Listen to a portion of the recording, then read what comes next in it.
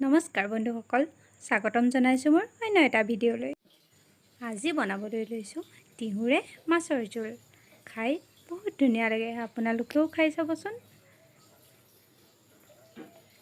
তাৰ কাৰণে চব্জিখিনি মই বইল কৰি ল'লোঁ। বইল কৰোঁতেই অকণমান নিমখ দি দিছোঁ ইয়াতে।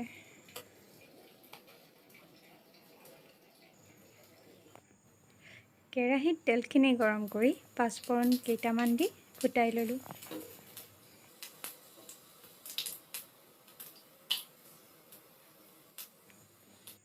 জলকীয়াকেইটা তেলতে দি অলপ ভাজি ল'লোঁ।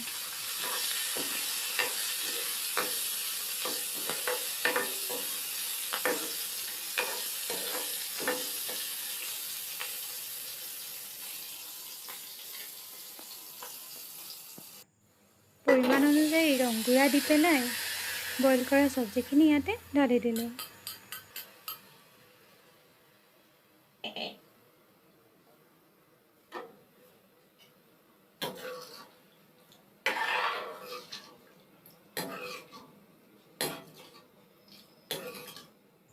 ভালদৰে লৰাই পেলাই ভাজি ৰখা মাছ কেইপিচ ইয়াতে দি দিলোঁ।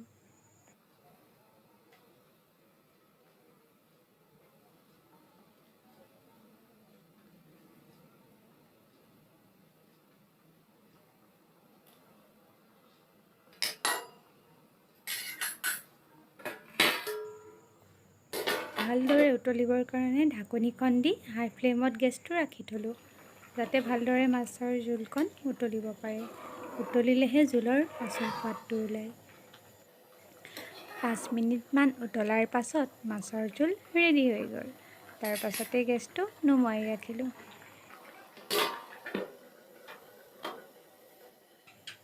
ইটো ছাইডত বনাই আছিলোঁ পটল আৰু আলুৰ ভাজি।